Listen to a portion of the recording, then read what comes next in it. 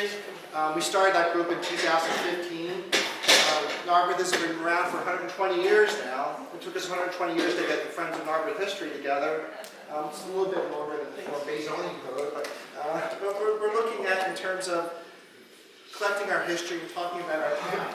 Because I firmly believe, even though where you came from, where you're going, you look at our background, look at our history, and look at our housing styles. And Dennis is going to go for a little bit of a slideshow and talk about the different types of housing we have in the borough. And we're also going to start talking about what's worth saving, what's worth keeping, what should be replaced, what do we like, and what type of neighborhoods do we want to have in the borough. What do we treasure in the borough, what do we want, how we begin to plan for them.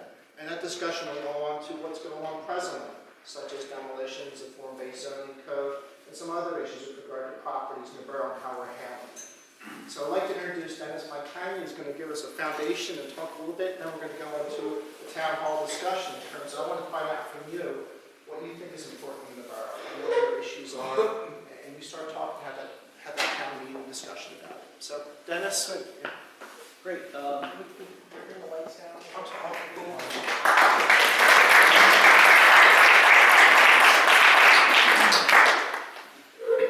Thanks, Tom. Actually, I've done some looking at Narberth over the years, and mostly I've kind of been interested in looking at the way that the commercial core developed along Haverford Avenue, and sort of the business center of Narberth down there, and how that all took shape over the years. I've always kind of wanted to really look more at the residential, and I've never really done it. So a couple of weeks ago, Tom called and asked me to do this. I said, okay, good, that'll be the impetus. Let me try to pull some of this together. So my intent really is to create just really, as Tom was saying, a foundation, just to kind of take you through how it looks like Narberth developed as a residential place. Figuring that that's a really good thing to have under your belt if we're going to have a good discussion about how to sort of plan for Narberth's future, what things do we value, but you have to really understand what the nature of the place is. And it's a place that developed over really more than 100 years in different ways. And I'm going to try to use both photographs and also maps to be able to really show that. The thing that's missing here is really archival materials, things that you find within records, housing records, the way things got developed, who owned what in terms of development companies and all that. So that's another level that really still needs to be done. But let's kind of see where we're going at this point. So one of the earlier maps of Narberth, I tend to like to look at maps of different times because it really begins to show you where the action is. It shows you what was happening where. This is the 1900 map. So 5 years after the borough was created, and you get a sense of where the residential development is happening. And it's happening which makes perfect sense, near the Narberth train station. This station opened in 1870. So beginning in the 1870s and 80s, you begin to have a town developing of sorts in this area. So a lot of development by 1900 is in this area. A lot of sort of divided up land, large sections of land owned by different people but not built upon yet in this part of the borough. And same with this section up by Montgomery Avenue. But then some little pockets of development in other areas. So we're trying to figure out how that happened and why. Now, one of the resources that has been really helpful, and this is, I'm going to give a shout out to George Lonsdorf, who's a member of our, we call it the Friends of Narberth History. We're kind of a shadow government. We're kind of this informal organization. And we're looking for projects, looking for things that we can do to help learn about the borough, help to understand the borough better.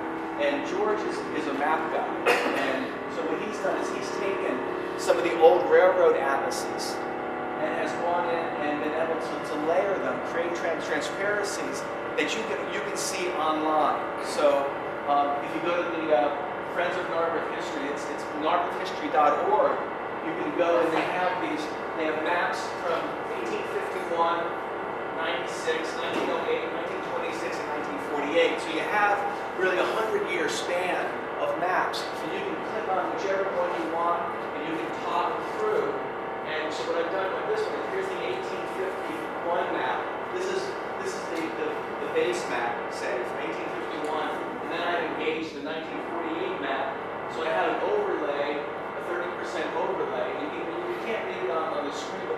there, you really can see how development lays on top of base. Yeah, I didn't realize we were going to be competing with the fire company. Yeah, with the fire company. Do you know what they're doing? You should Must know. be some type of pump that's there. If you don't know what they're doing, well, so, let me move it over here. I don't like being in the middle.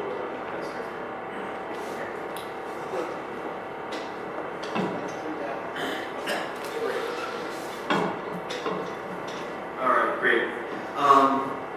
Right, so basically this is an 1851 map of the area that shows very large lands, 104 acres at Owen Jones and Linwood, and then it shows what by 1948 would become Narberth. You see two train lines. This is the one that's currently existing, the one at the bottom of Philadelphia and Columbia Railroad in 1851.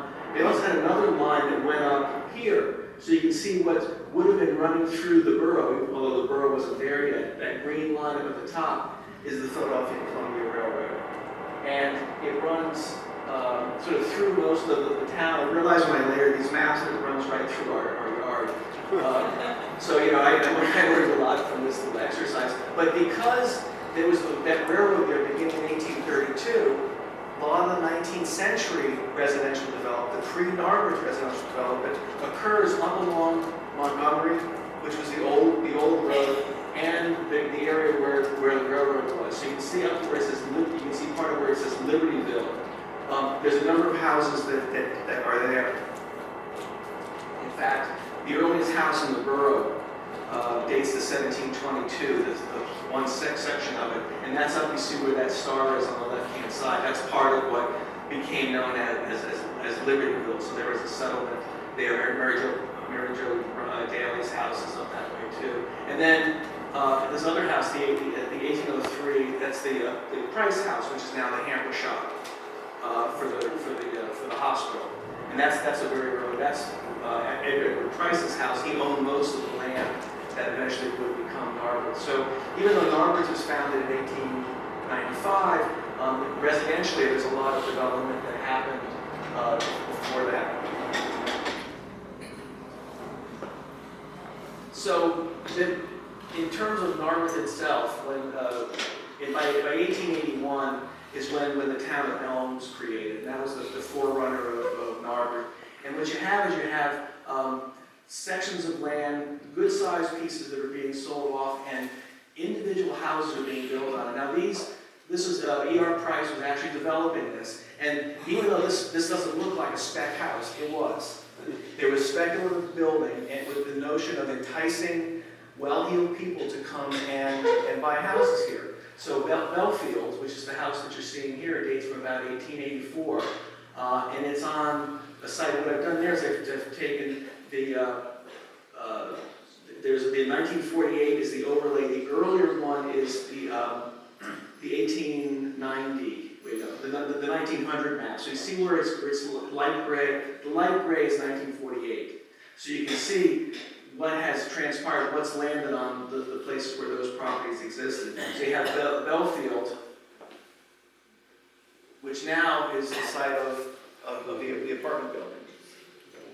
So the Montgomery Court Apartments sit where Belfield once sat. In fact, there is still a tree in the courtyard area that exists from when Belfield was there. So you have to just go in and you can see that. Now here's one of the other houses, the Edward Forsyth house is this one right here from 1890. So again, those first 2 years, 1880s up to 1890, we're getting fairly prominent houses on very large pieces of land. This one faced south, and at the time they talked about the commanding view down the hill toward the Elm train station that they had. And then here's that third house, which still exists. Okay, so this is Vauclin. So this is the house that was just recently rehabbed as part of the Methodist Church project. So that's one of those. So that kind of sort of places things in time. That house has survived over time. So soon after Christ dies, very, very, very quickly, a piece of what had been part of his property is sold off. And that was around 1887, 1888, and you can see that. So adjacent to those three properties we just looked at is this group of buildings that developed by 1900. This is a 1900 map, and they're already there. You can see it's already been, streets are laid out and there are houses there, and that's Wayne, along Wayne and Price, along those two parallel roads. And so, all right, so in the 1880s, what you're seeing is this kind of house. You're seeing what we would call the American four square house. They're very sort of usually two stories with an attic, very, very square, front porch. It's kind of one of the quintessential Narberth houses. But these were the ones that really developed first. So these things are developing before Narberth was a borough. So this is that early phase of things. So in addition to sort of, within a few years, grand houses on big lots, then we're having much more what looks like a tighter suburban development going on as well. And here's an ad. One of the things about these houses at the time is you could get these as kit houses. So it made these very easy to buy. So the developers would buy these plans, and they would build from them. This particular one, let's see, $900, they pays for all the material with the exception of cement, brick, plaster for the house. So the interior finish, the plaster finishes, the brick, the cement, what you would need to do the foundation work isn't there, but it gives you everything else.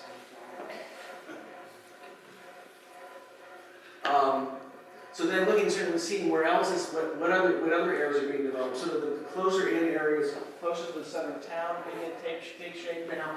South Narberth by this time, by 1900, not a lot of building, but things are sort of platted out. Okay, so there's a lot of sort of planning that went into establishing lot sizes and establishing street structures. But again, nothing's built. This is all just sitting on a plan. What is getting developed a lot is Windsor Avenue. And so by 1908, this is the 1908 map you see on the bottom, and you can see the four houses that are sort of pictured quite often at the group of Windsor Avenue homes that is depicted in a period postcard are already there by 1908. So quite a lot of development close to downtown. In fact, Narberth's first Burgess, so Tom's predecessor, the first mayor of Narberth lived on Windsor in this particular house that you see here. And he was also he was in the publishing business. He's the one that published all of these maps. So he published all of the Pennsylvania Railroad atlases that we're now working from.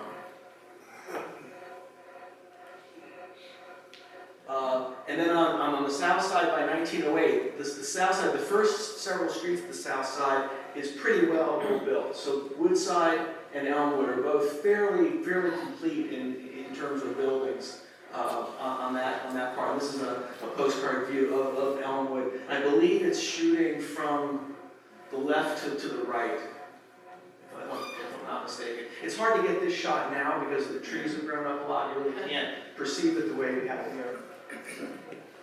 But at the same time, we're having that development closer to the train station. There's some other pockets of houses that are developing. At the same time, when these Philadelphia row house homes are being built on Woodbine, there's a whole group of them there. So in addition to building bigger houses, middle-class housing, we've got worker housing developing as well. As well as these, right down near the center, near the train track. There was a company that, the Clothier, J.B. Clothier, related to the Strawbridge Clothier family. J.B. Clothier is developing. They actually owned that whole swath of land that then eventually would become the Narberth playground. They owned all of that.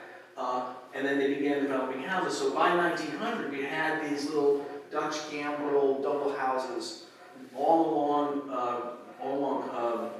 Conway. So on both sides of Conway, the 100 block of Conway, right out here, are these groups of houses, and they're really worker housing, and they're coming very much out of kind of a tradition by the late 19th century of enlightened worker housing. You had a lot of corporations, producers that were beginning to create better housing for their workers, moving away from the large tenement houses that had been typical earlier in the 19th century to this kind of stuff. This is the S.D. Warren Company in Cumberland Mills in Maine. And they're building these much more comfortable Dutch Cumberland colonial revival homes for their workers. These were published quite a lot. People really knew about them, and they were being emulated around the United States, especially in the Mid-Atlantic and the Northeast, by the early years of late 19th, early 20th century. And as I say, things are being plotted out. This is the 200 block of Hampton Avenue. You can see the variety of lot sizes and some very tight lots. You can see there's up at the top you have the row house development, and here's I don't know these are 25 feet. Heidi, do you remember? It was 30 feet width on these. Is that right? Yeah. Okay. So I mean you have these houses being developed on these 30-foot lots. And very tight up in the northern part of the street, but then much more open. Well, what they're doing is they're developing every other lot. So conveyed with the house is the lot next door. So it gives you a more generous size lot. But in order to try to eke out more space between houses, another solution happens on the other side of Hampton Avenue, which is creating twin houses. Because a twin house allows you to work with the same size lot, but by sharing a wall, you get more open space between the houses. So it feels like it feels like you have space. And that became a solution that Narberth used quite a lot. And you can see that whole group of houses there. Now, about the same time, by the early years of the 20th century, within 10 years from the time they incorporated in 1895, to 1905, the population of Narberth tripled. So you've got quite a lot of growth, and then it keeps growing rather rapidly on up into the 1920s.